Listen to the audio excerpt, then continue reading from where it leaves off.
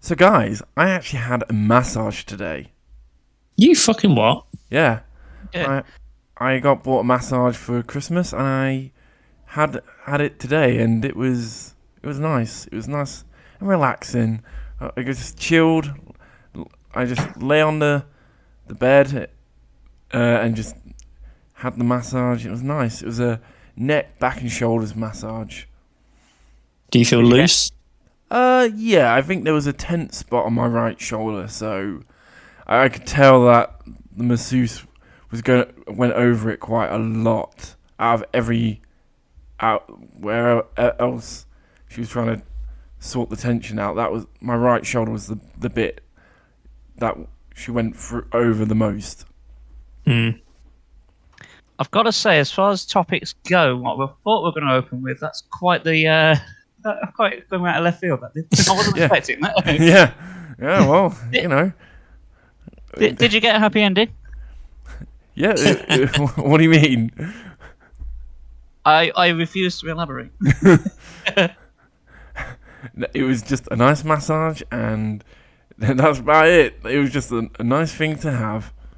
Was it I one of these bet it things where you was. had to get into like a towel and like is that all you had to wear? Like just a towel? They got the oil out to try and like do deep tissue therapy or something. No, I took everything off my top half, but I had my trousers and everything on my bottom half except my shoes. And then Of course, the shoes. yeah, I got on and then like wrapped the took the towel into my trousers. I was like, oh, Oh, what's good? I'd never had a massage, so I didn't really know what to expect. The only Was it- massages I'd had were just like ones at home from like someone going, oh, I'll give you a massage, and it's oh like yeah. not been. It's actually been similar, but this was just like, oh, this is like a different level to than the ones I've had it like just at home. Would you recommend 10 out of 10? Well, put it this way, I'm definitely going to go back and get another one at some point. It must have rubbed you the right way then. Oh, But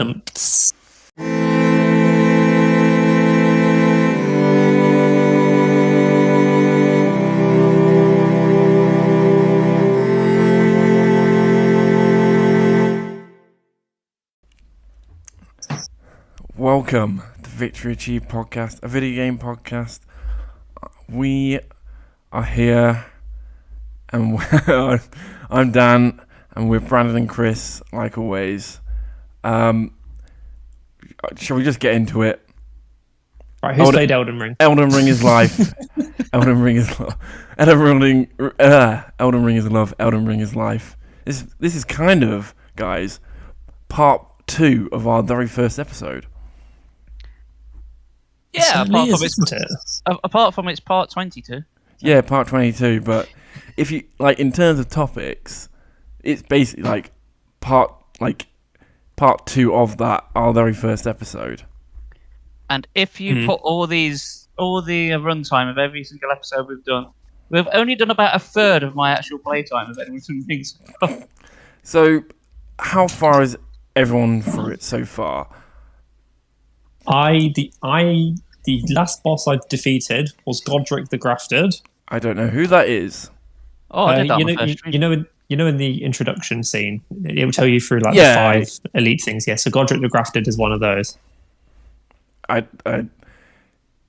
It's been a couple of hours since I watched that, so Yeah, so it's one of those. And Yeah. I have to admit, when I heard Godric the Grafted, I thought, okay, graft as in hard work. Nah, it's completely different, and I much appreciate their creativity with that boss.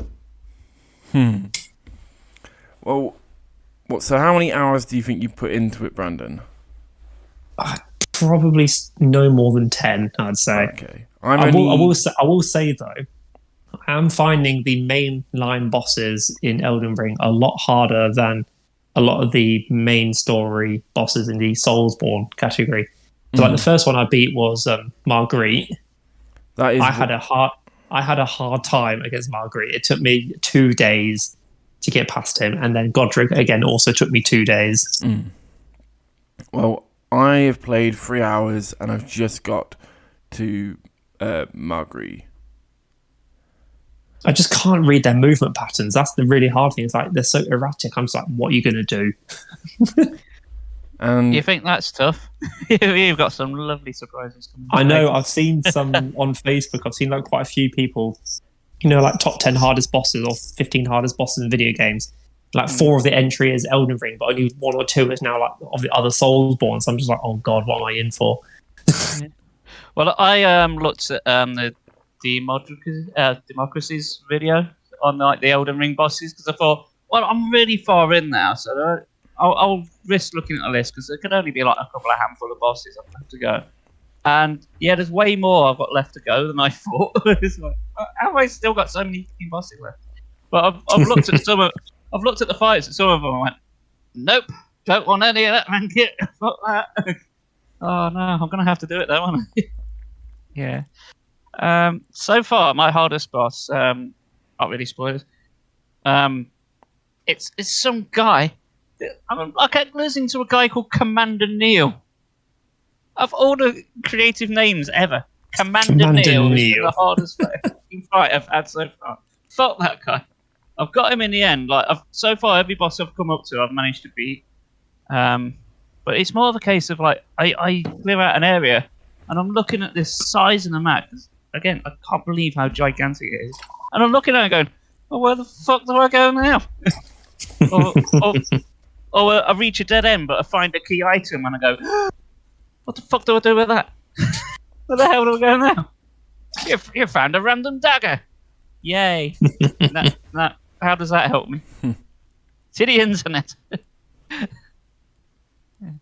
But yes, I'm liking like obviously the actual map is like huge, and I'm guessing you did the same thing as well, Chris. You go through obviously you die against the spider chariot thing.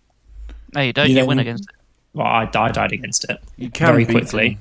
I know you can beat him. It's like the same sort of difficulty curve as like in Dark Souls 1 where you first see the Asylum Demon. Yeah, it's like that sort of a. I think it's more like Demon Souls. Yeah. You go. But yeah, so obviously die against him. You go through the tutorial area. You go out into the big bad world, and the first enemy you come across is the tree sentinel.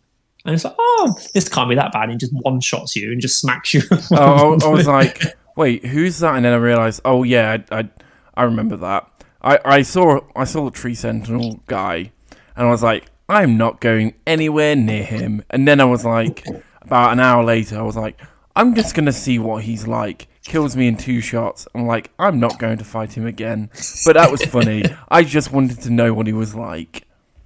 Yeah, I think that's literally what I did. It was just like curiosity got the better of me. I was like, is he going to hurt me? Because I saw him off in the distance, so I thought it might have just been like a normal enemy. But then he comes up as a mini boss. I'm just like, oh my god. So how many hours are you now into it, Chris? So on one playthrough, I'm about 80 hours in. So as I say, quite the way in, but still no end in sight at the minute. I've done a lot of the major bosses, so I think I've come to a point I could finish the game with just a couple of bosses. If I do like a certain playstyle, I could get like a particular ending. Yeah. But I've got, because I've put so much hours into it, I want to like try and get the best one, like do as much as I can. I think I'm locked off some areas without even realizing it because of how the nature of like the NPC quests work, just like Dark Souls. You kind of fuck up a quest without realizing you fucked it up. So I've got to clear that, and then I've been streaming it as well, and I wanted to go like the total opposite. So my first playthrough, I wanted to see how I went with it naturally, and naturally I stumbled across like a decent greatsword, like 2-handed greatsword. So I thought, oh, all right, and I'll roll with like the heavy armor melee build, which I have. She's done me quite well so far. Ton of the usual sort, ton of HP. Although I noticed like even with like the best armor I found so far and like a ton of HP, I still seem to be getting killed in like several hits, like really easily. So everything seems to do a ton of damage. And sometimes I said out loud to the screen, like, oh, and how much damage? Like, I've got like 50 vitality. Stamina's really high. I've got the best armor I've found on. It's like, how the fuck am I still taking so much damage? Am I missing something? No. Well, I was saying my streaming one. I've gone the total opposite. So I'm just playing as a guy in his pants using magic only. or deprived or whatever it's called in Elden Ring, Wretch is not like I was kind of tempted to start as that and then I didn't. But the stats wise, it's always been a good class. It's just you have no armor and you're just a club. But stats wise, it's like one of the best in like every single one. Every single. I didn't really look at the stats. But I'll be honest with you, because I just seen the Wretch and went, I want to play that because I just want like sort of the base flatline, like and I can just build my character around whatever I've stumbled upon naturally. Yeah. Well, on this note, what has everyone actually started as? Samurai. Same. But I actually kind of regret it now. Only because it's the same playstyle as Dark Souls 3. So I'm probably going to go into different dex weapons instead of katanas. But I'll say the Uchi katana's been doing me quite well. Yeah, so same. Far, I'd say. Same. But I feel like I don't want to have the same playthrough as Dark Souls 3. That's all. That's understandable because obviously it's a new game. You want to try different things, don't you? But I've enjoyed so far with the Samurai. Like I say that, but I've been enjoying it. But has anyone been using the crafting system? I haven't crafted a damn thing. I have for not arrows. Just arrows. That's literally it. I bought like loads of the recipes or whatever you want to call them from that guy who looked like he was in a fucking Santa costume. I was like, why does he look like Santa? I literally thought the same thing as well. Yeah, one of my chatters was like, why is Santa fishing in a field? So I bought like all the things that I felt I needed from him, but no, I've not done any crafting. No, I've not found like any items I think will be any use to me. Because they're all just like the normal stuff, like temporary boosts and that. I've never bothered with any of that. But I've never bothered with the consumables ever. I'll say I've made healing stuff for Torrent because obviously I was going through this bit where you got those horseback guys and I was relying on Torrent quite a bit. So I was like, especially when I was against the bloody dragon, the first dragon, I was relying on Torrent for that. And to be fair, when I first saw that dragon, I thought, oh God, I'm going to get absolutely murdered. But he turned out to be a lot easier than what I thought it was going to be. Yeah, I think I haven't really struggled with any of the dragons. Because I'm just like, dragons? Huh? As being only 3 hours in. I've noticed there's a fair bit of copy and pasting with a lot of bosses. I mean, everyone I've stumbled upon has had some kind of variation on it. So you find a dragon earlier on, as Brandon said, but you find like other dragons, but really their attack styles are like all identical. The only thing to sort of separate them is like, later on they've got more HP. But then you got like ones that do like toxic damage to you, one that uses lightning, one that uses dark. You know, that's pretty much it. But it's not just dragons. There's a lot of bosses I've stumbled upon. Well, they're all like the mini bosses. None of them are like mandatory. You go out your way for. I would assume like the smaller bosses probably will be like that, but the big bosses will be what they are. Yeah, as long as like the mainline ones are different enough, it's fine. And then so far they have been. So. Yeah. Like, although I was just quickly. You know when you beat that first dragon, Chris? Did you go into the dragon burnt ruins? I did. Yeah. Did you open that chest? Yes, I did. That was a surprise. It was a surprise. I'll tell you what, it's not the only one. I got stuck there, and I was just like, what the fuck? Where am I? And I was just getting destroyed left, right, and centre. I was like, oh my God, how do I get out of here? All right. Here's the fun thing, though. On the second playthrough, I made a beeline for that because you can get some decent like upgrade equipment. I'll say you get the level 5 upgrade shards. Yeah, like straight away. And the guys that can kill there, especially if you're using magic, die in like 2 hits, and they give a decent amount of XP. Like at the start. I Just know those the spine throwing people. I hate them. Oh, can we all just acknowledge right now that even though the game insisted on calling them like Lost Grace, Crimson Tears, and Runes, no, they're not. They're still bonfires. It's still Bonfires Estus, and it's still Estus. Souls. It's still Souls. You can't tell me you got otherwise. Doesn't matter, game. Doesn't matter. Doesn't matter from software. Whatever you call them, we're still going to call them bonfires. Doesn't matter. Yep. And also, when they say give them all the 2 fingers, I'm always giggling. Yeah. Oh, there's a 3 finger as well. But, is there now? but I've yet to see one called the Shocker. Shame. Oh, that's so good. So, as I started it and I was playing it. What I felt, as I noticed, I'm sure both of you have noticed because all of us have played all the Souls games. So, I did like the tutorial section, and I was a bit like, maybe I shouldn't need to do this, but who knows? There might be some new stuff. But as I was doing it, I noticed something, and I was like, this is just the culmination of everything From Software have done. It has like the stealth sections, kind of from like Sekiro, and 100%. And it has the like jumping as well. Yeah, the jumping knows like the stamina. You can run forever now, like in Sekiro. But then when you're in combat, that's when your stamina goes down. Mm-hmm. Which I don't see that's obviously something new, but it just felt like it's taken like the best bits of Sekiro, Bloodborne, Dark Souls, and just molded it all together. Yeah, and they've done a freaking good job at it as well. It plays a lot like Dark Souls 3. A lot of the HUD looks exactly like Dark Souls 3, but then it has a lot of the movement as like Bloodborne and probably more Sekiro, I think. I don't know if you guys have done any of the Catacombs dungeons yet, but all of them... I've done one. Yeah, all of them seem to be like pretty much exactly like the Chalice dungeons from Bloodborne. I went into it might be where they got like gargoyles. I don't know. Yeah, they tend to hang around there. Yeah, they're like sort of bite-sized dungeons. But because there's always a case where you need to like trigger a switch to like open a big door, which like leads to the boss. But if you've done the Chalice dungeon, actually.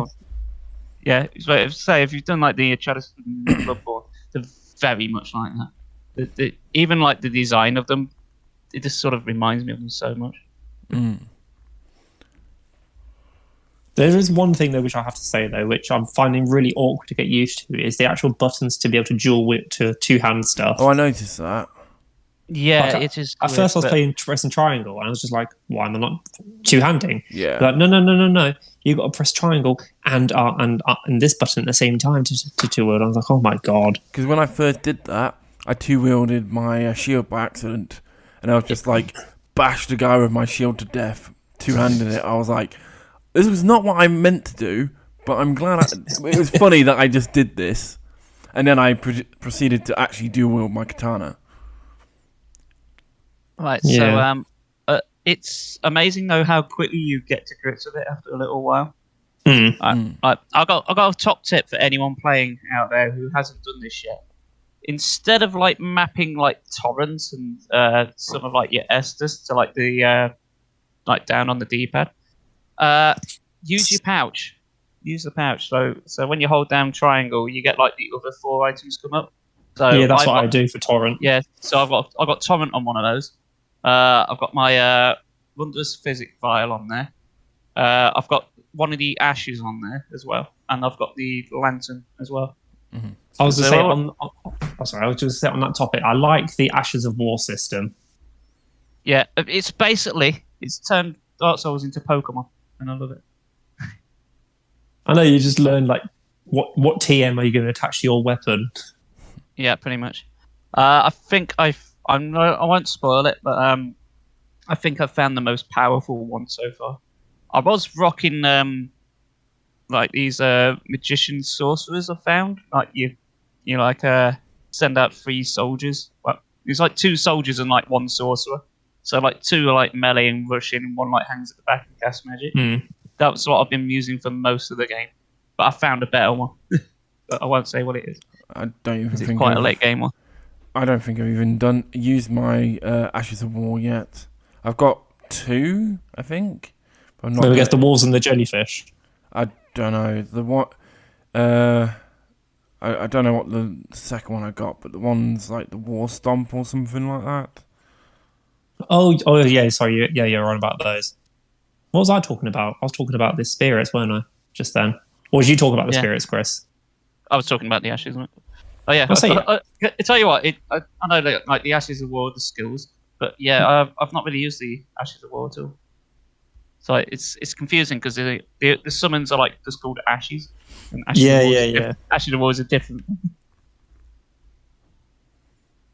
Yeah, No, I've used them a little bit, like playing around with them, see what works. It's just nice that you can just, if you've got a shield which does bash, you can just give it a parry. So that's pretty cool. Yeah, because I've been like two-handing my great sword. I've not really found anything all that useful. Because my MP like gauge, I've like not leveled up at all, and I've got just enough magic to like summon the to summon really. So so I do that, and it just wipes out my FB bar. So I can't really do much else. I think I've just got a smidgen left, because I wanted to like have some kind of backup, like just in case melee wasn't working. So I've just put like couple of points into like the game's equivalent to faith. So I've got like a fireball should I need it, just for like a ranged option. It's mostly for like secrets, or like when things are on the rules. It's like, wait, you get down here. But so I can cast like one of those should I need it. And I've also got like a spell which puts poison onto my greatsword. So it doesn't really help, but it's something to do. So I now have like a ritual I do like before I go through like a fog gate to fight a boss. First thing I do, sit my wondrous physic flask so I get the buffs off that. Put my ornaments on. The moment I step through that fog gate, get my summons up and going. And yeah, rinse repeat. And then I'm finally ready to fight the actual boss.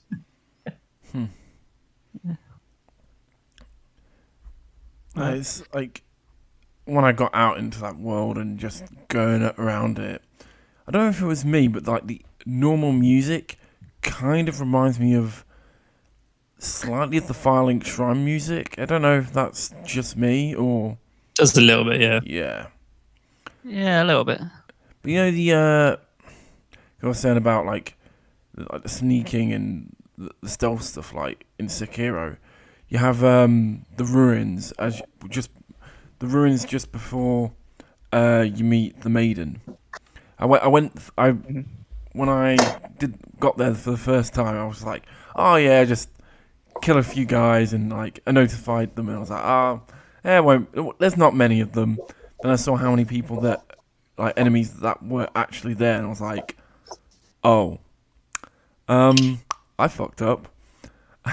And then, excuse me, then I died, and then I when I went back, I did it all stealthy, and then I just had that last guy, the really strong one, and he killed me. But then I went back again, and I found like that underground passage, and I was like, whoa, there's a chest down here? What's going on? I still not beaten like the tough guy, but I was like, well, I don't care now. I've got everything I want to from here. Right. Just as a there's a little hint from Spanky. If you find any ruins, there's nearly always like 2 things for you to find. Be it an underground bit, which might lead to a room or a mini dungeon, and then somewhere on the surface is nearly always like a decent item or a chest for you to find as well. Yeah. Like a weapon. So do not leave any ruins until you found like 2 things. Yeah. And there's a lot of illusory floors as well as wolves. So, illusory floors? Yep. So if you stumbled across a ruin and you found fuck all, try touching a floor. Chances are there'll be a load of messages around it. When you say touching the floor, because obviously I keep seeing signs around saying illusionary wall, so I'm like smacking the wall, but nothing's happening. Oh yeah, there's tons of that. Yeah, So, it's like, souls. nearly everything Brandon, that it's looks souls. I like know the trolls. Yeah. nearly anything that looks like a wall, especially walls. Like, oh yeah, hidden path ahead, and then followed up by someone else going liar. The thing is, you may as well try it anyway because you're there, and if you think it looks suspect, and they said it's hidden path, it takes like half a second to just try and hit it, see if it's true or not. Because I have found a fair few. There's one message which I actually upvoted because there was like one item in Stormvale Castle, which is like on one of those ledges with all those branches on it. And I was like, how the frickin' hell do I get there? I was like, oh, I can't be arsed. So I just walked off. Then I came across a message. It was like, item down ahead. And I was like, you know what? So I looked down the edge and yeah, there's a platform. So I dropped down there and lo and behold, I picked up the item I saw. So when they're helpful like that, it's really kind of nice. Yeah, you've got to account for the jumping a lot especially when you're going around. Oh yeah, like the castle, because there's actually quite a lot of areas that you can get to just through like very narrow platforms that you can make to. But normally you're not hardwired to think about jumping. In fact, one instance early on, I was trying to work out how to get somewhere, and then I just completely forgot I had a jumper. It's like, how the fuck do I get there? Because I was like trying to work my way around. It's like, oh yeah, I can jump. Fucking idiot. I only discovered yesterday that Torrent can double jump. I was like, you what? He can. Doesn't save you from very long falls though. I thought you could do the thing that, like, just before you hit the ground, was like do a double jump. I've got to say though, we've had a lot of positives about this game. Pretty much everything. But has anyone found anything with it that they're not a fan of? I'd say probably at the start it's very, very open. So obviously it tells you where you're going, but it's just like, okay, I want to explore, but it seems like there's like vast amounts of land with just nothing. It's almost like filler area, if you know what I mean.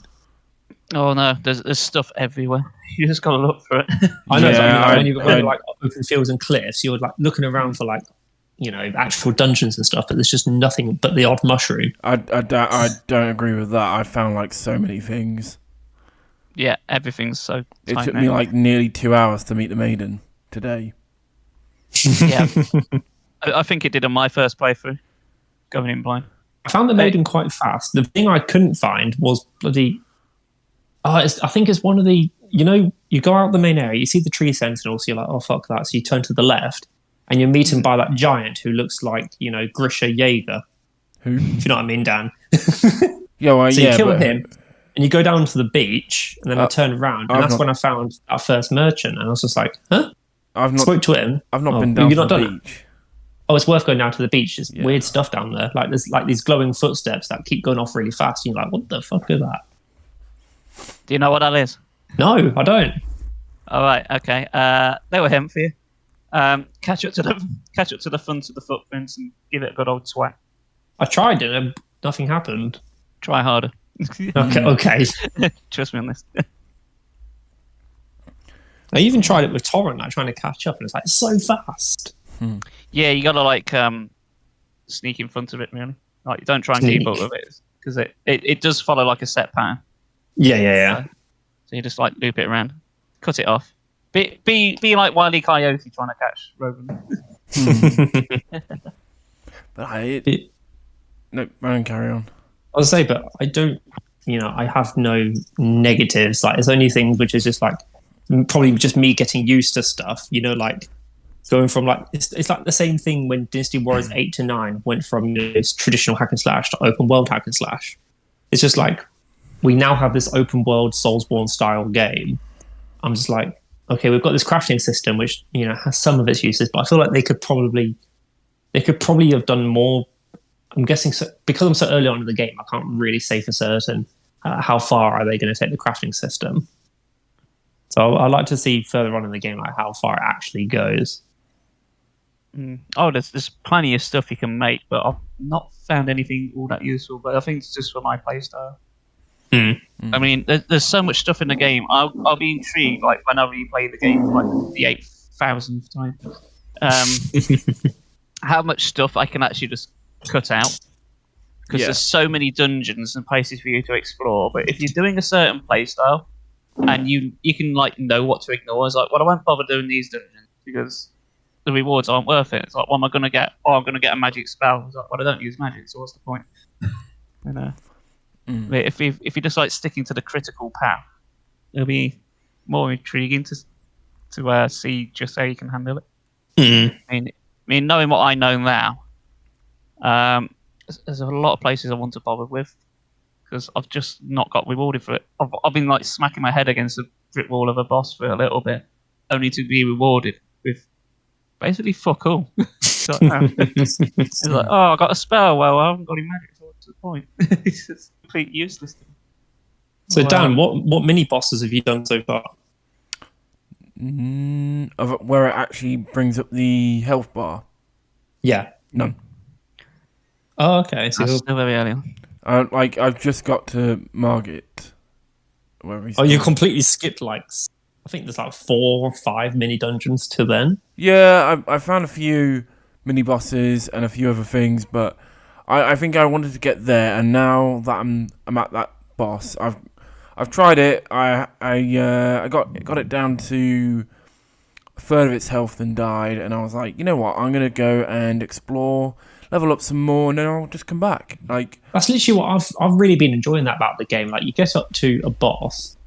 Obviously, I did the same thing. I got up to Marguerite, and I kept dying. So I was like, you know what? Let's backtrack. Let's do some leveling up. Let's level up my Uchigatana. Let's level up my actual vitality and everything. Go explore. I might find some key items along the way, and then after a bit of banging my head against a brick wall, as Chris said, I beat Marguerite. And it's the same thing. I got up to Godric the Fallen, tried to fight him. I kept getting into half HP and then getting twatted. So I was like, you know what? Let's go back into the big bad world. Let's do more exploring, get some more stuff, level up, and then again, Godric was beaten. So I really like that about it. Well, it's like the same with all the Souls games. You just go out and level up again, and then you come back. But I was just like, well, there's a whole load of stuff I've not explored, so I'll go have a look at them and stuff like that. So I'm happy with just going through the world at my own pace, and if I'm stuck on the boss, just try and level up and do other stuff. So I'm just taking it easy. Me saying I'm taking it easy on a Souls game, but yeah, I'm taking it easy, just looking at exploring at my own pace and all that, and yeah, I'm having a really good time. The world looks so fucking awesome. Oh, it's so pretty. I think my only worry, I guess maybe both you, but maybe Chris would probably know more. My only concern is that despite all the writing behind this game, I'm just in that mindset of, is it, after I watched that first cutscene, is this going to play out exactly like every other Souls game? In terms of, there's 4 or 5 big lords and you have to defeat all of them, and I'm just got that feeling like it's probably going to end, it's probably going to turn out exactly like that. And to some degree I'm a bit like, well, what did you expect? But into another degree I'm like, well, you had Bloodborne, which wasn't like that, so it can be done. It just to some degree feels like it's kind of the same, I guess, backstory template as Dark Souls. Well, from my experience, again, but try not to spoil anything. Yeah. Like the names of like the big bads and that it rattles off at the beginning. Yeah. Some of them are mandatory and some aren't. Okay. So I'd say what's what. Yeah. But yeah, I think they might all be mandatory if you're going for the best ending, but I'm not sure yet because I haven't done it. But I've done a couple of them. But I say I'm like 80 hours in, and I swear there's still 2 guys they mentioned at the beginning that I've just not bumped into yet. had any dealings with. Was that? I've got a question for you, Chris. You know, like during the Souls games, you could sort of guess who the big bad at the end is going to be. Like at Dark Souls 1, you could sort of guess it was going to be Gwyn. Dark Souls 2, okay, I had no idea it was going to be Nishandra. Dark Souls 3, you could loosely think it was going to be, Soul of Cinder, and then Bloodborne, you could have guessed it was going to be Gehrman. And then obviously for Sekiro, you've got General Ashina. But is there any sort of, do you think like playing Elden Ring, there's sort of been any hint on who the big bad at the end is going to be? Well, without knowing myself, who exactly is going to be the big bad. And again, I think it depends what ending you go for. Because I think the endings are a lot tied in, kind of like Bloodborne. Like, oh yeah, there is like an end boss, but if you want like the best one, like the Moon Presence, then you've got to like do all the optional shit. But yeah, I'm not exactly sure. Because all in all, the game hasn't had many cutscenes, like apart from like just before one of the big main bosses. It's pretty much all like flavor text. Well, that's for you. I was gonna say I really liked Godric's scenes.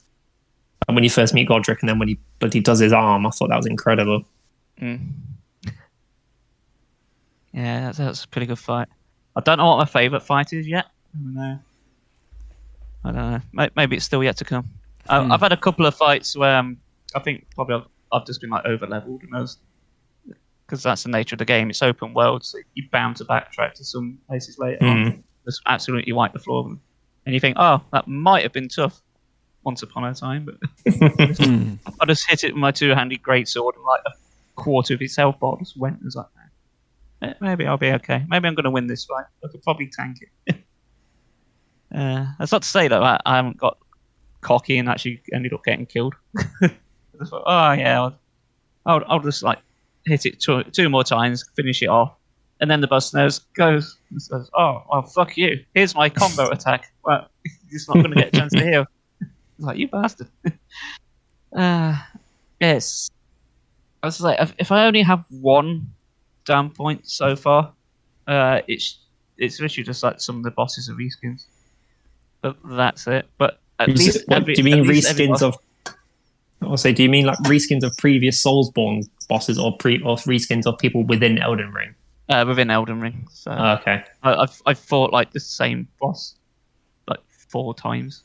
But as I say, like earlier, they have been altered in some way, or have like some new gimmick or different attack pattern, but they are essentially a reskin. Okay. But otherwise, yeah, it's great.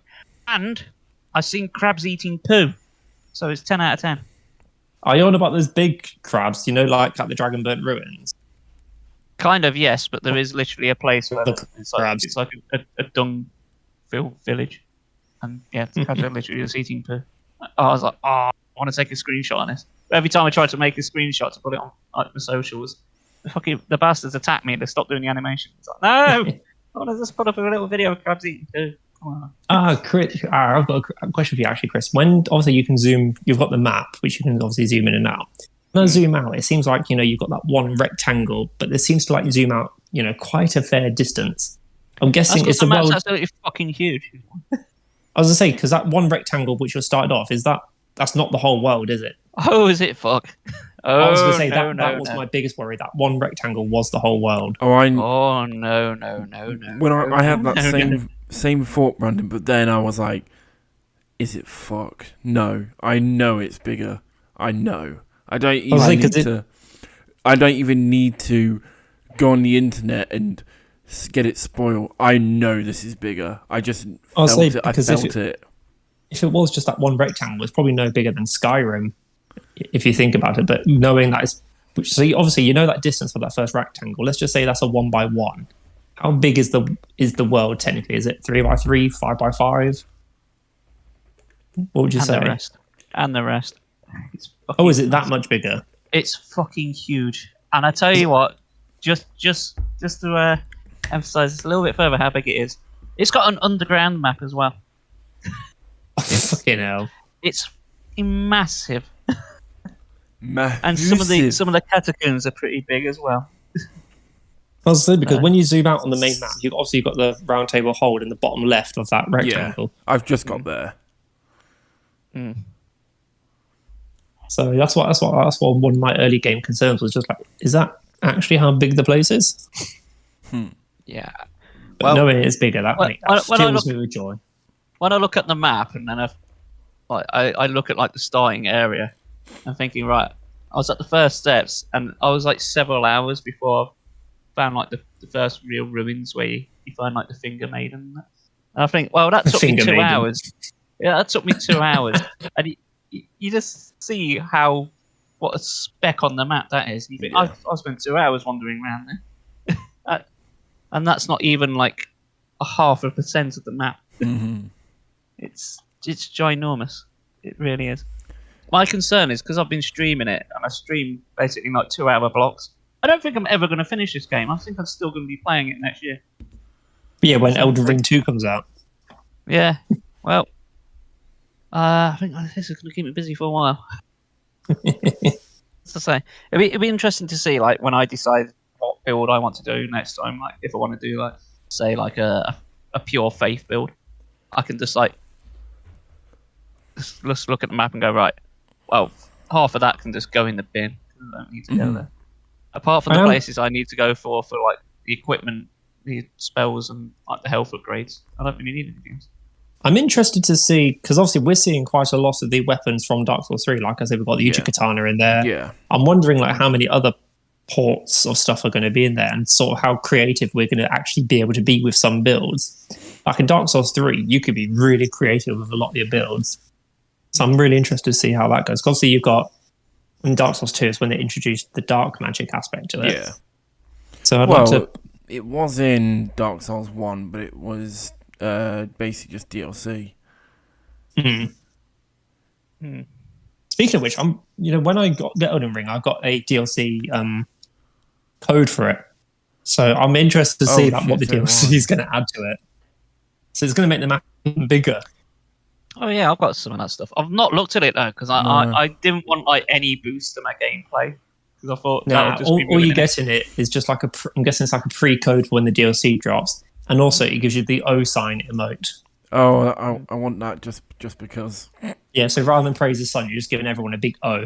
Yeah, I said this. It's called the ring. Yeah, and then I show everyone your ring. Said the 7 days thing. I just love how you can just show people your ring. Indeed. One thing I do want to say is, obviously we have a new maiden, but I think compared to maybe the past couple of maidens, she has this isn't going to go down a waifu list, is it? No. Yeah. Well, for Brandon, but not that's not what I'm talking about. Simping right now, mate. You had what's she called? The Emerald Herald in Dark Souls 2, and I've forgotten what she's called in Dark Souls 3. I can't remember what she's called. But just the Firekeeper. Yeah, Firekeeper. Just the Firekeeper. But both of them were a bit bland, especially the Emerald Herald. She was very bland. But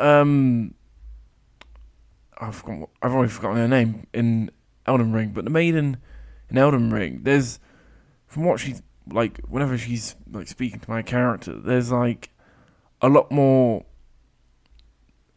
depth. It feels like there's a lot of. It feels like there's a lot behind her that I hope gets explored. I would say, because I don't know if it's just me, but whenever she talks, she sounds a bit sinister. I don't know if it's just me. So, like, she's got some sort of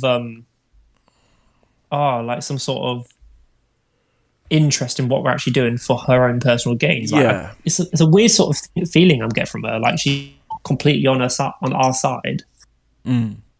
This feels like there's more depth to this maiden than the past couple Souls games. Well, I'm not including Bloodborne because, well, we all know what the maiden is in Bloodborne. So the dolls are a darling.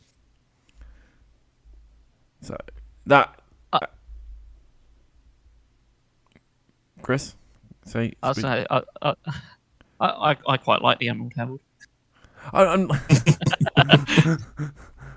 How dare I badmouth your wife? Seek delights ether. Souls of the night. That's Demon Souls. Oh yeah, it is, isn't it? I forgot about her. You got the wrong one. She kept going on for a bit. But Demon Souls 1's freaking awesome. Oh yeah, I like the whole sort of wax on the face thing she's got going on. Yeah. And then it's just Dark Souls 1. What's the maiden? I'll say she's just trapped and then gets killed. Well, obviously it's not just her, because obviously a lot of the NPCs, there's like different NPC maidens who you can interact with, like Quay-like sister. Yeah, she didn't talk either. Or they're just the Firekeepers. Quelana. That is her name, is it? Quelana. Yeah. Anyway. Oh yeah. So Chris, obviously you're quite far into it. How do you find the lore aspect of it? Like, do you feel like it's building up a lore, like some sort of story, or is it still quite, or have you got like no idea what's going on? I do have a idea of what's going on. I'm piecing it together, but I think it will make more sense once I've actually got it done and dusted. But so far, it just seems like typical Dark Souls game. Yeah. Like everyone's being cryptic and shit, but who cares? We've got dragons.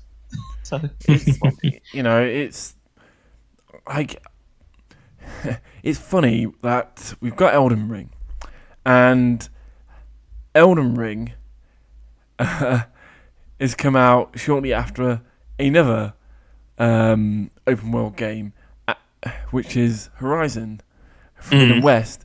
And you know what happened many years ago, back in, I think it's 2017, Horizon Zero Dawn came out, and then a week or so after, Breath of the Wild came out. And it's funny how whenever that next Horizon game comes out, if they're making a third one, there's going to be another open world game that's going to shit on it again. I mean, this is not me saying that. Bloodborne 2. It's not me saying Horizon's bad.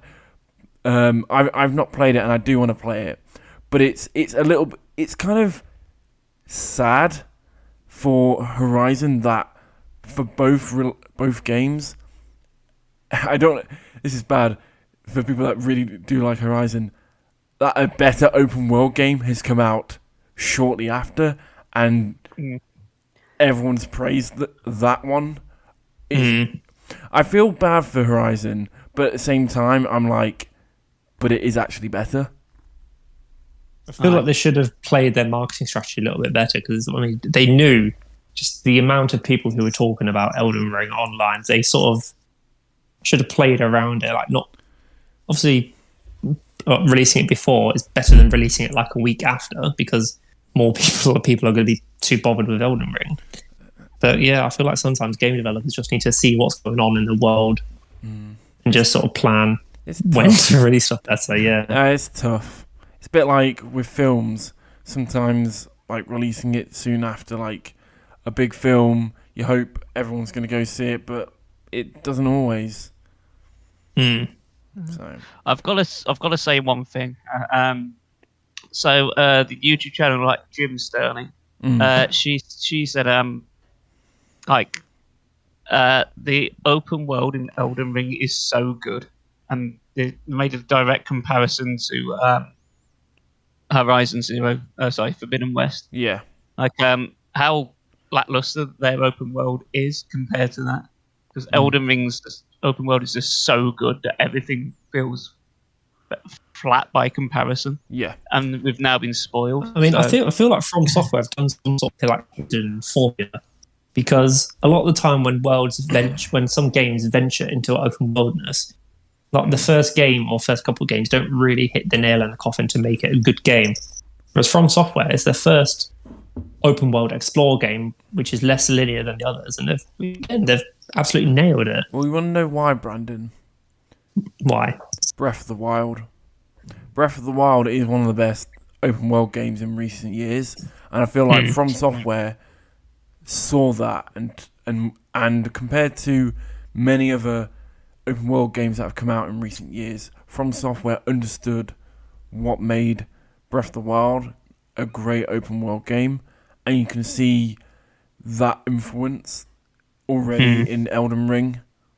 Like, yeah, like I was noticing, like with all that, like the mini dungeons in Elden Ring, that made me feel like a bit like Breath of the Wild. Like, you have the map, and there's just nothing, and it's like, well, I don't even know where I'm going, what this map even looks like. You're just getting bits and pieces of it as you go along, and it's like exactly like Breath of the Wild.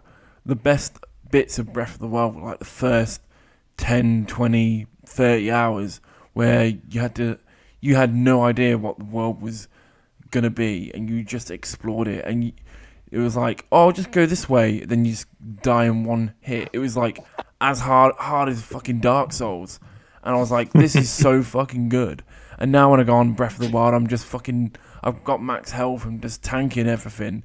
But even then, I'm like going up against Guardians and dying, but I'm still having a lot of fun. And like, I feel like Elden Ring has understood what made Breath of the Wild great. For example, you got Torrent. Think of other open world games where it takes so long to be like, oh, here's fast travel, or not. Here's fast travel, or here's a horse, or whatever mode of transport it is to help you get around.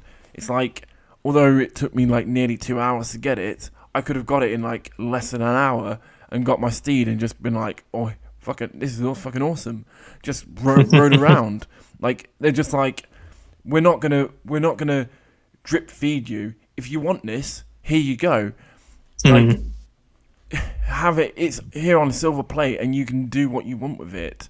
Like, well, you know, I'm clearly not very far into Elden Ring, but I can already tell it's like taking what I love about Breath of the Wild and putting it into a machine I'm so enjoying, compared to, you know, other open world games. I do feel like when I finally get round to playing like Horizon Forbidden West and games like that, I just know I'm not going to enjoy them as much because we've been spoilt with this. It's like, it's like my favourite gameplay style, whacked in a glorious open world, and it's just the best of both worlds. Like nothing's going to top this. Like my mate, he's got Horizon Forbidden West, and he's absolutely loving it. So I'm sure it's great, but like it's just not going to be as good as that. Like, it must be enjoyable to, like, I do want to play the Horizon games, but I feel like at the same time I'll enjoy them, but I'll also be in the mindset of there are better open world games than this. Yeah, that's kind of how I felt with Zero Dawn. It's like, I like games, it's fine. I did like the open world. I have played better, and now we've had Elden Ring. It's like, well, I want to play Forbidden West, but I know it's not going to be as good before I've even started, because it's got like well, from what I understand, like pretty much copy and pasted like bandit camps and that kind of thing. A bit like a Ubisoft game. Ubisoft. I'll say, didn't they make some comments about Elden Ring, about the difficulty, and saying, oh, we shouldn't like brag about game difficulty or something along those lines? Do you know the story about it? This is news to me. There's always people banging on about difficulty, but go on then. Let me just do a quick Google of it. The Horizon Zero or Forbidden West, whatever, like what that studio is saying something about it. I don't know. I'm just going to check something. From what I understand, the biggest thing that people are moaning about is Forbidden West. Guys just moaning that Aloy looks too much like a bloke. I think with like Elden Ring now, I think it's got to the point where, yeah, it's difficult, but if you're gonna play this game, you know what you're getting into. They're not gonna like dumb the difficulty down. Like, they've had years of making these difficult games, and to be honest, there's probably games that come out that are actually more difficult than the Souls games. It's just it's that popular. I'd argue though this is like the most accessible one by far. and by proxy is the easiest because so much stuff is optional and only a very small part of it is mandatory. Yeah. You can just pick a direction and go. If you find something and you struggle with it, just fuck off and literally come back like 40 hours later. Yeah. Try again. Okay, I just found some information here. So it said it all started. So this is on a website called Clutch Points, and it says it all started with a tweet by Ubisoft's user experience director, who said the fact that Elden Ring scored a 97 Metacritic rating is proof that reviewers don't give a flaming poop about game user experience. My life is a lie. So is that coming from Ubisoft? Fuck off. Yeah. So like loads of people there's other people from Ubisoft saying the same thing. Like someone saying, "Oh, Elden Ring's user experience is so bad that I can only imagine FromSoft's devs smoking at their desks and using CTR monitors." The thing is, people that know what they're getting into will enjoy the challenge. Like, when was the last time you struggled playing a Ubisoft game? Probably never. I was going to say, the only time I've struggled with a Ubisoft game is trying to buy it. Because I can't be asked. But Ubisoft games in recent years have had loads of controversy. So it's like, yeah, you can complain about the user experience, but you've had all this controversy. And then you have From Software from what I don't believe there's been a single one, or if there has, I don't remember it. So I've not heard anything negative. The company that's currently on record several times for staff abuse is moaning about user experience. Yeah. Fuck off. Well, it's not two fingers big enough in the world. Is there we've been speaking for nearly an hour about Elden Ring. Is it out yet? Yeah, I'm pretty certain. I think it came out a couple of days ago, Chris. I haven't noticed. I mean, I've been playing Elden Ring too much to notice. Oh, I've been playing Elden Ring as well. Oh, cool. It's all right, isn't it? Yeah. Well, when I finish this demo, and that'll be great. Admittedly, this is quite a big demo. I'll give them my two fingers. Is there anything else you want to add, or not? The only thing I want to add is that obviously Elden Ring came out the other week, and I've been enjoying it. Yes, I give it 11 out of 10. I've been enjoying the music. I've only heard two. Yeah, I've only heard two of the boss soundtracks, but I think the boss music so far has been pretty lit. And it's got a guy called the Dung Eater in it as well. That's good. Oh yeah. It's weird because on the opening scene he was like being hung, so I was just like, "What's going on here?" He's the Hung Eater. But yeah, that's literally. I think Elden Ring is. I mean, I've played, obviously going off topic. I've played a little bit of other stuff outside of Elden Ring. Like I picked up Little Nightmares, and I've been having a little go on that. How's that? Yeah, the problem is with every other game in existence now, it's just not Elden Ring. Yeah, that is a problem. So what did you say? What did you say, Dan, when I said that? Well, how's the Little Nightmares? Or have you not played it enough? I would say I'm really far enough. I think I'm about an hour into it, but I've played Limbo and I've played the other one. I can't remember what that one's called. By the same team. Inside, that's it. I'm enjoying it. Like, it's not something which I need to activate all my brain power to do. Mm-hmm. It's a very pretty game. I'm interested to see the story of it, because obviously it's not really like an intro. You're just Little Yellow Riding Hood with a fire, with a lighter. Because also I've not watched any. Obviously, I've seen some of the big YouTubers play it, but I've not seen it through to completion, which is what I'm really sort of going to be looking forward to. Like, if it's ever a day where I'm just like, I can't. I don't want to.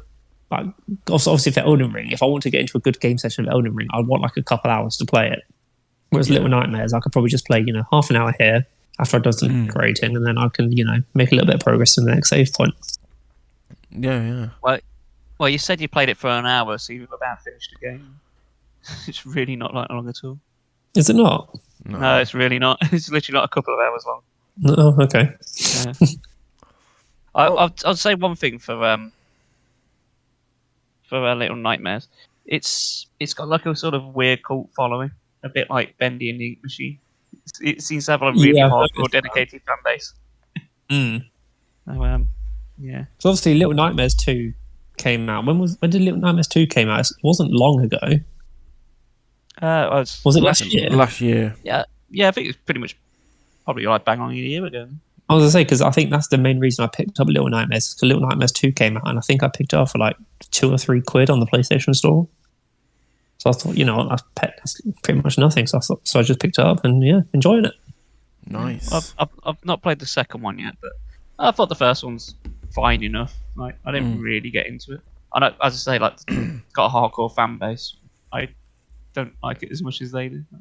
I preferred Limbo myself, but I'm not big on the whole cinematic platformers. I'd rather play Sonic the Hedgehog anyway. Well, while I was waiting for Elden Ring, I actually did pick up another game. It was so I picked up I chose a game on the NES Online on the Switch. It's called Fire and Ice. Is that a George R.R. Martin game? No, no, definitely not. It's nothing like A Song of Ice and Fire.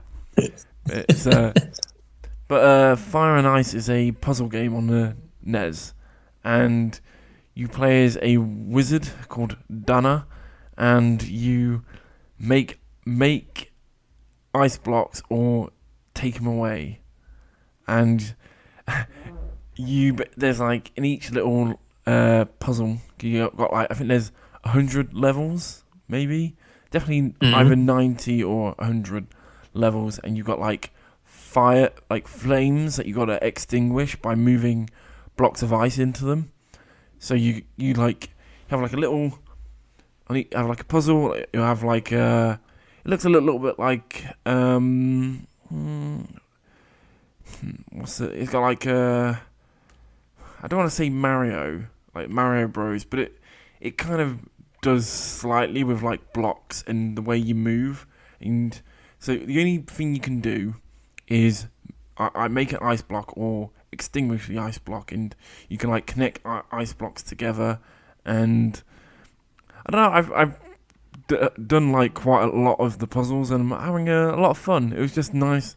It was just something I picked up randomly, and I've had a lot of fun. And it was just something nice and different, and it's just quite nice playing something that's quite old. I know that sounds a bit weird, but no, I 100% get it's like quite nice playing a retro game and just having a really fun time.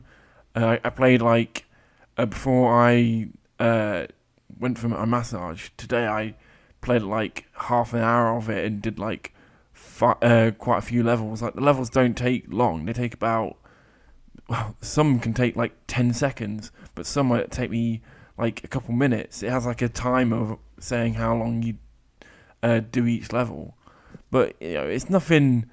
Like it's quite simple, but like the puzzles, like they can stump me for like minutes. And there was one where I was like, how the hell do I do this? And then I did it. Like I came home last night, and while Elden Ring was downloading, I was like, I was trying to do this puzzle, and I was like, I cannot do this for the life of me. I was like, oh, screw it. Went bed, woke up this morning, and I was like, oh, I'll go back onto Fire and Ice. Did it like just like that, and I was like, oh, it was that easy. Like, I'm like, it's been like a really nice little game just to play. It's nothing too serious like Elden Ring. It's just nice, simple, and a bit quite comforting. The visuals are quite very sprightly. All the little flames that you have to extinguish have like little faces on them, and like the ice blocks look very reflective in the way they look, and it's just quite a nice cozy puzzle game. I've just quite enjoyed it. Very nice. But right, I had to look something up because when you said Fire and Ice and it's an old game, you started describing it. I was thinking that doesn't sound like the game I remember. Was you thinking Ice Climbers? No. No. There's a game I used to play on the Amiga, and it's also called Fire and Ice. And it stars a well, as the blurb calls it, it's the daring adventures of Cool Coyote. If you Google Fire and Ice game, it's the first result. This is a platformer starring a coyote, and I used to play that to death when I was a kid. I think the Fire and Ice game I've been playing does have another name. I think it's called Solomon's Quest. Maybe? Solomon's Key, I believe. Solomon's Key, or no, I think it's Solomon's Key 2. I think so. I will check. Yeah, it is. I'm looking at it. Solomon's Key 2. Good old localization. Yep. Although it seems to be called Solomon's Key 2 in Japan as well, so... Yeah, so it's actually Solomon's Key 2. That's actually what I am playing. But yeah, I'm having a good time. Whereas in the Americas, the Fire and Ice I know it as is called Solomon's Key. Yeah, it's Fire and Ice in North America. Doesn't confuse every fucker. Yep. Yeah, 10 worlds, 100 stages. So yeah. That's a lot of stages. Yeah. It's 1,000 stages. Oh, I just looked at on the Wikipedia. It has a screenshot, and it's on the fucking level I'm stuck on. I was trying to sort it. I bet that screenshot's there because everyone else is stuck on that one as well. I was trying to sort it, and I was like, yeah. But before we move on, I know Chris and I have seen a film together, but not together, but we've seen the same film. There is another film you've seen, Chris. Please indulge us. It could be all, yeah. You were trying to think of a joke and couldn't think of one. Yeah, that is exactly that is what I was trying to think of. Oh dear. Well, you were fighting for one, but maybe if you tried kung fu fighting, or I was trying to think of, yeah. All right, we'll nip this in a bit. So, I watched the Foo Fighters film, or as it's known, Studio 666. If you're unaware, it is a film starring the Foo Fighters playing themselves, and it's not like an autobiography or anything like that. It's straight up a horror comedy. In fact, it's it's a horror comedy, but I would say as the film goes on, it delves way more into being horror than it is a comedy. It's got funny bits in it. Basically, just imagine what if Evil Dead but put Foo Fighters in it, and Lionel Richie. That makes no sense. I know, but it's fucking amazing. Even if you don't like Foo Fighters, because they're just like playing themselves, like there are references, but they're not like forced down your throat or anything like that. All you need to know is that they're the musicians, in the grand scheme of things. Yeah. Basically, the plot is Foo Fighters want to record their 10th studio album, but they want to like make it something big, make it something special. So they basically hire out this house for like a recording studio, this big house. But as you do, the studio and the house is haunted completely.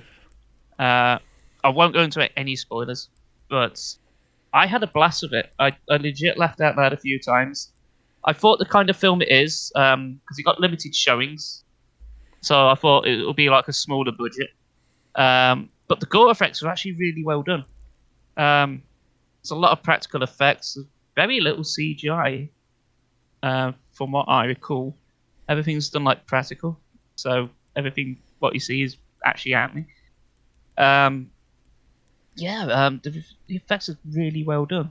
Like, it's really gory. Like, because I know Foo Fighters as a band, they're normally they're pretty much for everyone.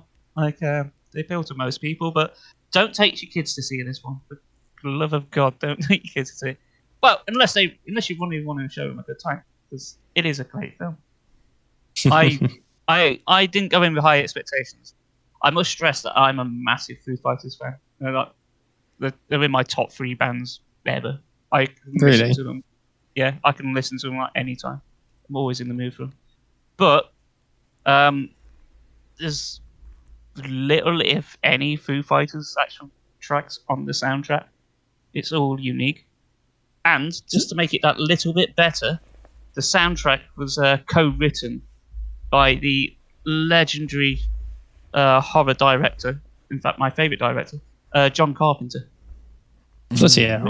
Which is fucking astounding. It's got Kerry King from Slayer in it doing a cameo as well. No. Way. Honestly, I'm going to buy this one on Blu-ray. I don't buy that many films on Blu-ray, but it will look very good next to all my Foo Fighters albums. Having the Foo Fighters film. Right. I give it. I don't want to give it like a solid 10 out of 10, even though I had a fantastic time. I mean, it's not like the smartest film in the world or anything. I'm sure you can pull it apart. But I had a really good time. So for me, it's going to get, I don't know, 8 out of 10. Like, highly recommend it. From the way you're saying it, it feels like Foo Fighters had a look at, I guess maybe like the Pick of Destiny and done not something similar, but done it in a way that has actually been, I don't want to say decent, but because there is a sort of charm to that Pick of Destiny film. But I love that film, but yeah, it's good. You know what I'm kind of what I kind of mean. They've probably done something that is like, yeah, this was kind of has a joke kind of to it, but then it's gone in the direction it's gone is like, yeah, but now it's like trying to be different.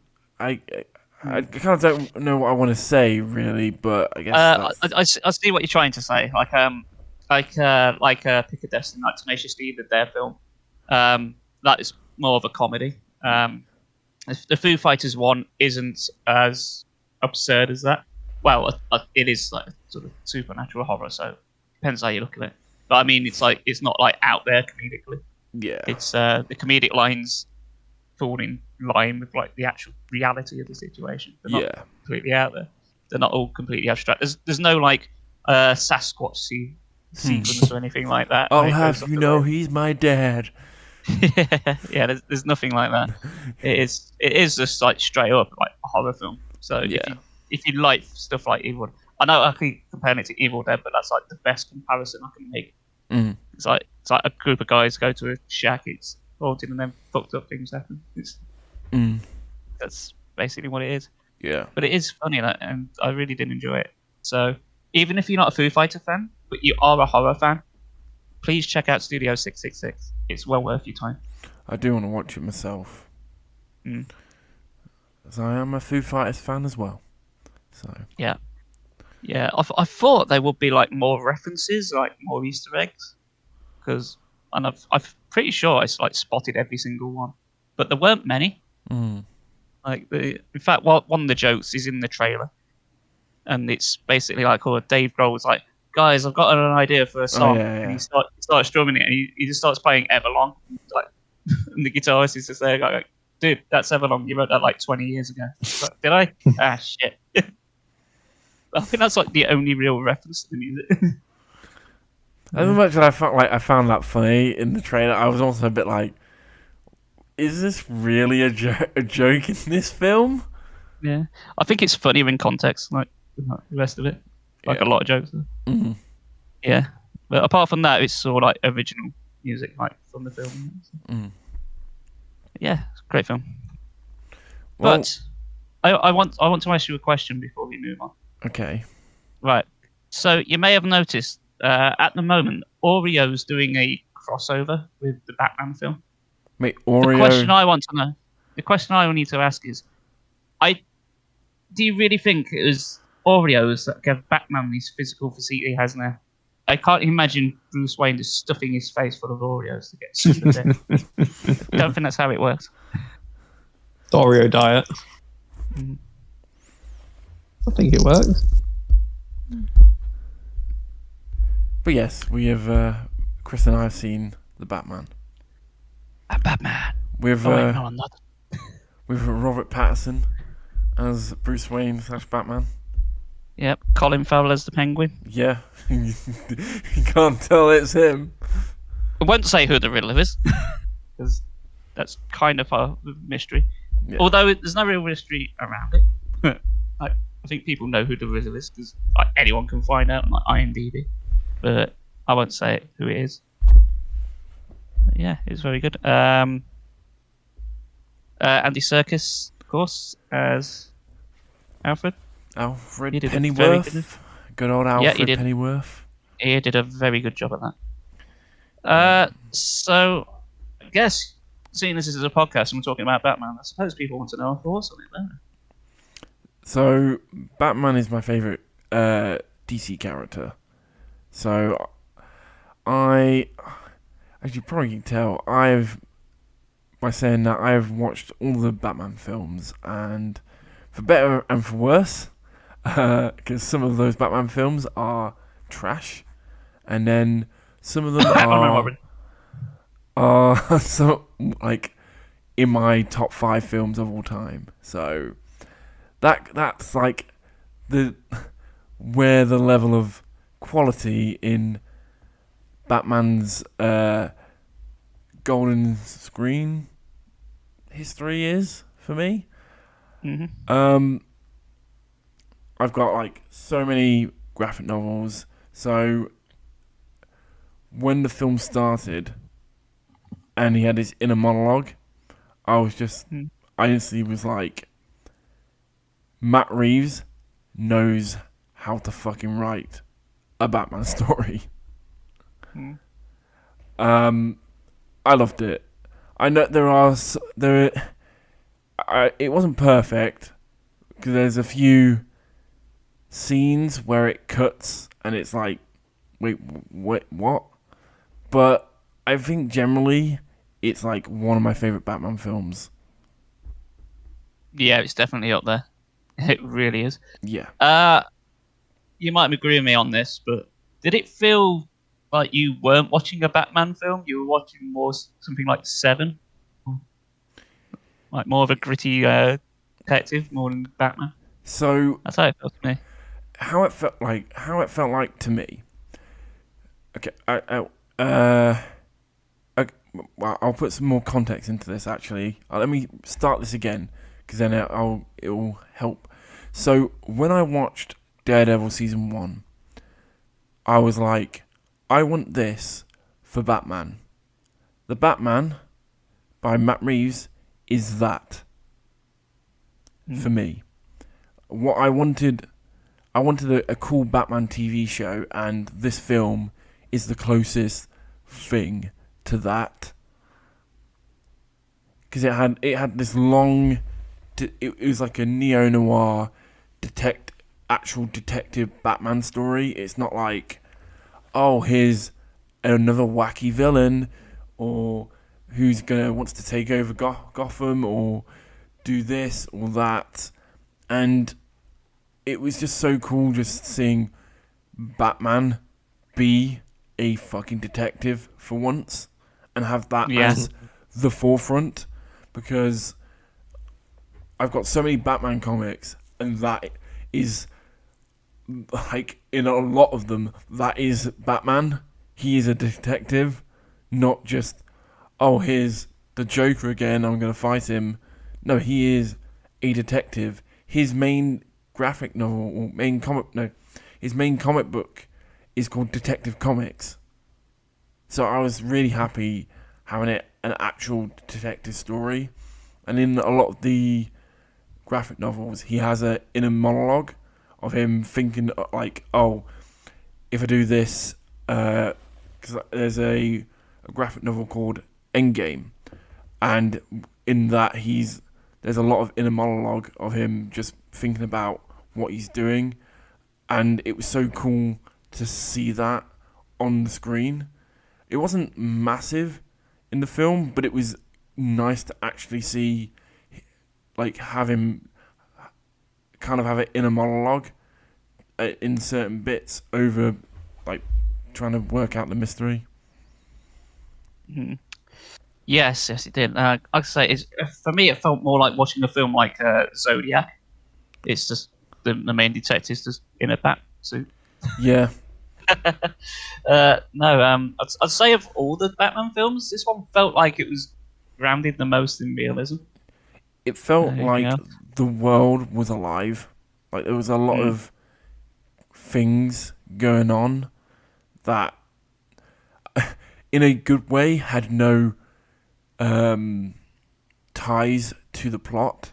In like, oh, this is going on, and that just grows the world.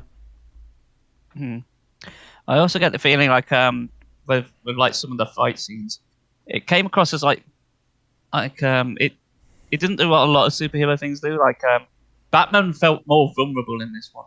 It feels like when he gets hit, he really feels it. Like, he did, but then I guess is like one of the things I was a bit frustrated by is he did feel more vulnerable, but then it would also get to the next scene and he'd be fine. Like there's a scene where he glides off a building and then hurts his leg, and then in the next scene he's fine, and it's like, wait, what? I think it's like in the moments, it's like, or when he gets hit, it's like, ooh, he felt that. Like, damn, that punch actually landed. Like it's a bit different to the old Tim Burton. Although I'm just going to go on record and say that Michael Keaton is still my favourite Batman because it's Michael fucking Keaton. Michael Keaton is a good Batman. I don't know. I think I don't know if I have a favourite Batman. There's things I like about Christian Bale, but there's things I don't like about Christian Bale. I hate his Batman voice so much. Swear to me. I feel like maybe like even Ben Affleck. There's a lot of things I like about Ben Affleck as Batman, and there's a lot of things I like about Robert Pattinson as Batman. So, although I felt Robert Pattinson was probably one of the worst Bruce Waynes, but a lot of people have been praising him for that. I think he's I say one of the worst Bruce Waynes. I think when he was out in public, I didn't think he felt like Bruce Wayne, but then everything else was like spot on. I think that's what I mean. I like the way he portrayed Bruce Wayne because he felt like he was a man with like the world in his shoulders. And he looked like he'd never recovered from like his parents getting killed. It was like he was still carrying that burden. Yeah, and people expect so much of him. Like there's one line that like the mayor in the film says, it's like, "Oh, I don't see you doing anything for Gotham," and I felt like shouting at the screen, "Piss off!" I'll tell you what though. We're talking about like the best Batmans. I've always found like, for me, like during the films, Batman's probably like the least interesting character. For me, it's more about the villains. I think the villains are just way more interesting. Because I've not seen a single Batman film. You haven't seen a single Batman film? Nope. Bloody hell, man! go and watch the 1989 Michael Keaton Batman. It's great. I'm in the same story for like a lot of films, like even Spider-Man. I was like, I've not even seen any Spider-Man films. I'm not seeing any Superman films. I've not seen anything. I'm like, you should be grateful that I'm starting the Marvel ones. All right, hot take. You say you haven't seen any Superman films. I was going to say, as a general consensus, you're not missing any. I think I only watched Man of Steel, and that's it. You know, that's the only one I haven't seen. Oddly enough, I've seen like every other one. I just haven't seen Man of Steel because I was just so disinterested. Like for me, like I believe a lot of people feel like this. Like Superman's just like a complete Mary Sue. He's got like plot armor. He's just like completely invincible, and that just makes him fucking boring. Yeah. I agree. Yeah. He's that kid in school, like, or when you're like pretending like having like play fantasy sessions, and he's the kid that just goes, I just put up my defense against everything shield, mate. He's that guy. Fuck off. I feel like I don't know, with like Man of Steel, I feel like it was cool when I saw it, and then I think I fell off it, and then I've come back around on it. But then you have like, I feel like you have like Henry Cavill and everyone was like, no one. I don't want to say like no one liked him the way they did now, but I think ever since he's kind of stopped being Superman, everyone's just like, yeah, Henry Cavill's the fucking man. But anyway, Batman. Like, what did you think to Riddler, Chris? I really like what they've done with him. They Yeah. actually made him like way more threatening. Like, as I say, like I said, oh, it's like watching like the Zodiac film. I don't know if you've ever seen that, but No. that's a really good film. It's basically cops trying to catch like the real life Zodiac killer. So it's based on truth. But I get really heavy vibes on that. I use that description because I did before I seen the film. I've seen someone describe it as that, and after I read that and then watched the film, I was like, yeah, they're spot on. Basically just took this guy as like a serial killer. It's not so much about his identity; it's more just like trying to track him down. Yeah. Oh yeah. Okay.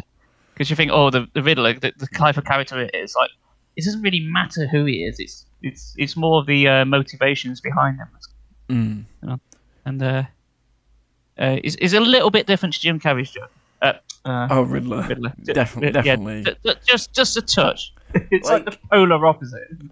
One of my, I got two graphic novels. It's like a two-parter, called 0 Year, and Riddler is the main antagonist in those two graphic novels, and he's still a bit.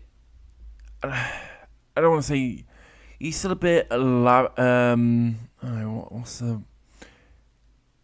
flamboyant? Maybe isn't. Kind of is a word. Maybe he's still like Outlandish, a bit. maybe? He's a bit flashy, I guess, with his because he basically plunges Gotham into, like, takes away like all the power except for like wherever he's staying, and he's ruling Gotham, and like Batman's like in his first year, so he's still like getting to grips, and he's taking on Riddler, and it's a really good two-part Riddler graphic novels. Riddler story, but he is a bit more flashy as Riddler, whereas I like in the Batman, Riddler is basically a serial killer.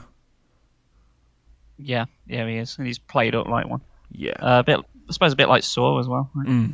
Yeah, that's like some of the things he does have been described as like similar to in Saw. Just No, one in particular I can think of. yeah.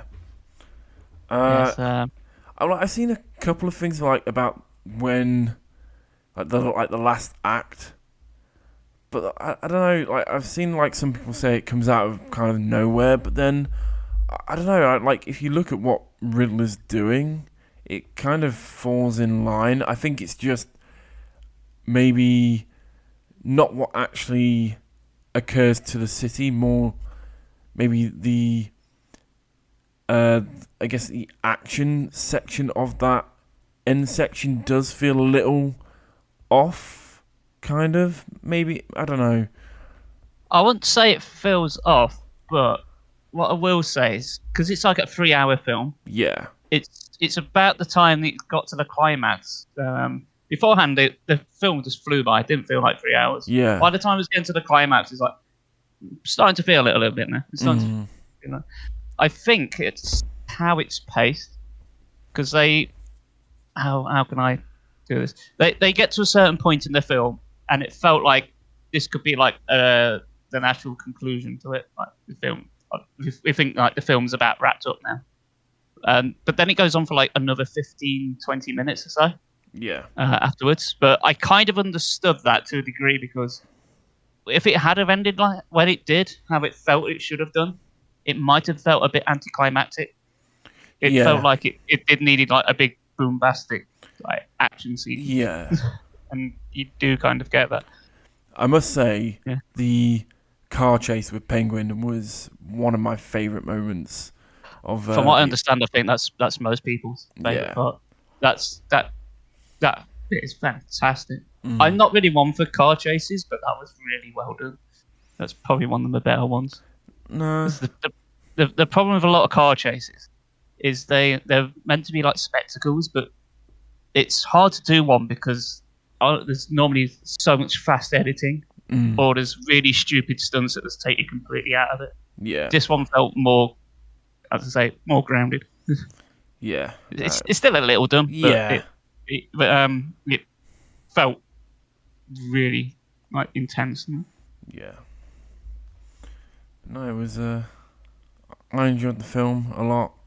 Definitely, probably is in my top 3 Batman films. Yes, but it didn't have a crab eating poo in it, so it's not as good as Elden Ring. Indeed. Yeah, I nearly enjoyed it as much as the Foo Fighters. No, that's not fair. The two completely different tonal films. I can't compare them. Well, I guess that is it. I did want to have unless Brandon's been a bit quiet. You know, I say, you got anything else to say, bro? I'll say, like I said, I've not really seen any superhero films, so I've literally got no comment on them. Have you not done anything in like the last couple of weeks? Seen anything? Well, I moved into a house. That's about it. Well, yeah.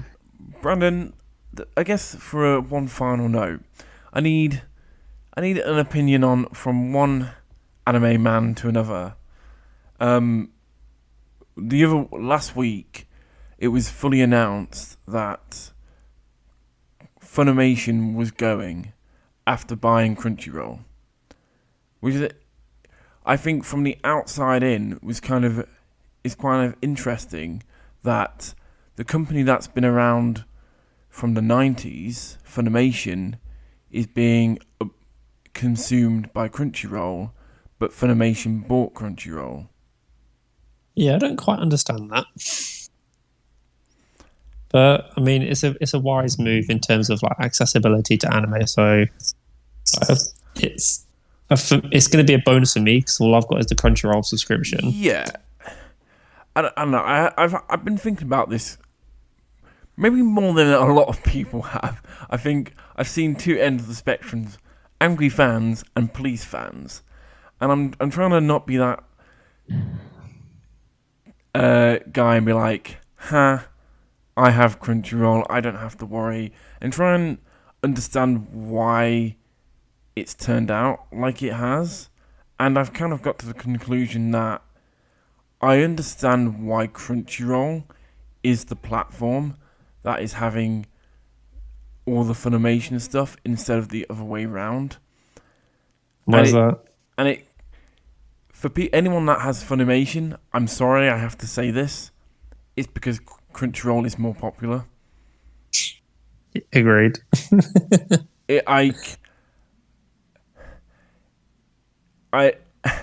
Crunchyroll is in more countries, and I also read that there's been a lot of I forgot. Literally, there's been a lot of controversies with Funimation in recent years, and so I can kind of understand why the Funimation would kind of, I don't want to say fade away, but just become Crunchyroll to kind of, I don't know how I want to say it completely, but I can understand looking into it. The fact that Crunchyroll is in more countries, and I guess generally people who watch anime outside of Japan do tend to watch it more in Japanese with subtitles, and Crunchyroll offers that more than Funimation. I can understand why I feel like it would be more of a pain of transferring all of that onto Funimation instead of the way it's being done. And like, it's annoying because one of my friends, she has just bought a Funimation subscription. Rip.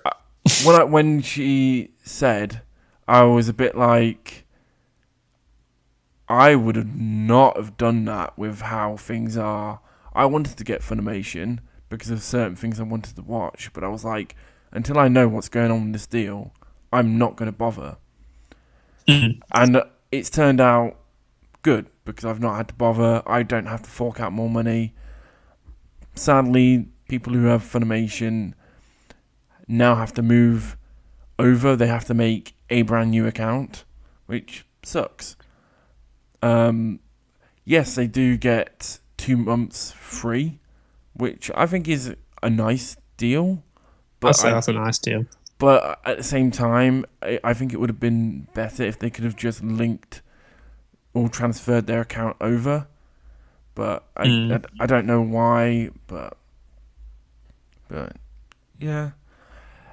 I suppose the real winners here are going to be the anime consumers, because now you're just going to have one platform for everything. Yeah. Like I added Mushoku Tensei. I literally did the same thing. SSSS Daisuman.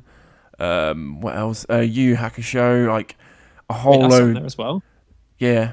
I added like a whole load. I was like, these are all the stuff I really want to watch. Oh my god. That's now on my watch list. What? Yu Hakusho. Yeah. What else did I add? What else? Horimiya. Horimiya, yeah, I can say it if I can say it. Yeah, they were the only 4 I've added so far, but I was like, because of Funimation now, I can watch these, and it's great. Is there on the actual Crunchyroll, is there a way to actually see the ones which have been imported from Funimation? There is a list, but apparently everything's coming over eventually anyway. I think by the end of March, I think Funimation will be gone. I tell you what, how much is a Funimation subscription per month? I think it is cheaper than Crunchyroll. Let's just say, for example, it's £8 a month. For example, I think it's £6 a month. Okay, let's just say 6 then. If the price of Crunchyroll increases by less than 6, it's a complete win for the anime industry, because technically people are getting more anime for less. Yeah. So I'd say in that regard, as long as they don't merge the two funds together and keep it underneath like the dual subscription, I think it'll be a win. I don't think they're gonna. If they increase the price, it will only be £1 a month or whatever it is. It won't be like an extra £6 a month. That would be ridiculous. That would be ridiculous. I would unsubscribe there and then if they did that. Yeah, because that would be a big jump. But that's what I mean. Like they whatever they do, they must not do that. I think if any streaming service did that a month, I'd unsubscribe there and then. I'll say, because even like talks of like when Amazon Prime and Netflix, they bumped up their price in the USA but kept all the UK prices the same. A lot of people are like, raising eyebrows. Same thing for like when Disney Plus said about their price increase. Yeah. Well, I'm happy when all my anime is on one platform. Tell me about it. That's so nice. I feel sorry for the people that do have to come over, but I understand why. If Crunchyroll is the winner, but it sucks. But I'm also glad. But yeah, I will say one thing though, and you'll probably be able to relate with this a lot more than what maybe Chris would. Is now that we're getting these studios, like all the publishers merged, can we still reduce the censorship? Because have you seen the picture floating around about World's End Harem? Here we go again. It actually reached a point where they had to black screen a whole section of the anime because of censorship. So literally had to remove like pretty much whole frames because of censorship. I was like, come on, if we play, why are we're paying for a subscription for something, but you're like not even giving us all the frames? Like, please, can you stop? Wow. Like, if you're giving it, just give us the option to uncensor. It's not too much to ask for, is it? Like, because there's so many people who, like a lot of the, the Edgy Harem series that are available, a lot of people will do pirate them because they want the full experience, don't they? It's like, would you watch Game of Thrones if they censored all the swear words and everything in there? Yeah, that's true. I don't Because think... you'll just hear beeps everywhere, and you're just like, hang on a minute, I can't hear half of what they're saying because it's just like a beep, or there's like these weird blurred lines and conveniently placed rays of sunshine. It's just like, I can't see what's going on. Like, give us the whole picture and let us immerse in that experience. Yeah, that's my rant over about censorship. Maybe it'll be 3 episodes in a row next time. Who knows? Please no, because I just want to watch it. God damn it! I want to, watch. I want to watch as many anime I can by legitimate means. I really, really do. But it's the same thing for like JoJo's. Like the amount of censorship I've had to get through in Stardust Crusaders. I'm just like, for goodness sake! Like there's so much like they're shadowing stuff out. I can't see what's going on. I want to see. Like, how am I meant to react to something if I don't know what's happening? Well, you know what doesn't have any censorship? Elden Ring. Oh, I'm going to play that tomorrow after I've done some decorating and sorted my bathroom light out. Well, I think that's our episode, guys. Yeah, I'd say so. I'd call that an episode because I don't know what else I'd call it. Podcast, maybe. Episode 1, Part 2. Elden Ring is love. Elden Ring is life. Episode 1, Part 22. That is actually episode 22. The Elden Ring episode. Yes. Disregard everything we said and about all our favourite games now. No, it's all for naught now. We've got a new favourite. I was going to say, knowing us, obviously the next recording is going to be in like 2 weeks' time. We would have played more of Elden Ring. We're still going to probably chat shit for an hour about Elden Ring in the next episode. Shall we take bets on whether I'm actually going to finish the game that time, or whether I'll still be like 400 hours in? I'm still going. I've still not found the big bad. Well, like always, you can find us on our social media. Links are always in the description of our episodes. Got our Instagram, Facebook, and on Anchor and everything else. I always have Chris and Brandon's Twitches. I believe you're not really streaming at the moment, Brandon, because of I just house need stuff. to finish. Yeah, I need to bloody decorate and get house stuff sorted. He'll be back soon. I can't wait. Yeah, and Really I'll be streaming plenty of Elden Ring. Maybe I might play something else if there's time, but I don't think I'm going to live that long. That's dangerous words there, Chris. Dangerous words. Playing something other than Elden Ring. I know. I streamed XCOM 2 and I fucking love XCOM 2. But the entire time I was streaming it, I was like, I do have to... Elden Ring. Yeah. Well, I've always forgot. What does it say when you defeat a boss? Is it? What is it? Enemy failed. Enemy failed. I always great enemy failed as well. I knew fell. I just couldn't remember the enemy. But enemy failed instead of victory achieved. Enemy failed. No, it doesn't quite have the same. Well, it is still victory achieved. Yeah. If your enemies have been felled, then victory you shall achieve. Yeah, there you go. Also, as a podcast. Well, yeah. I don't know what I'm fucking saying. Oh, yeah. Insert ending joke here. Yes. Praise the song, guys. We'll do the ring. Don't do the ring. No, don't do the ring. It's got different connotations. do the 2 fingers instead. I was to say, I'm pretty. Or 3 fingers. I was saying, pretty soon I've seen signs like saying 2 fingers to the ring. Yeah. I've yet to see one that says 2 fingers but hole. I'm sure I will now. Or amazing chest ahead. 2 fingers chest. Oh wait, that doesn't work, does it? Never mind. We'll find them. Oh yeah, we will. We'll finger them somewhere. Well, everyone be safe, and you'll hear us in another 2 weeks. Bye. Bye.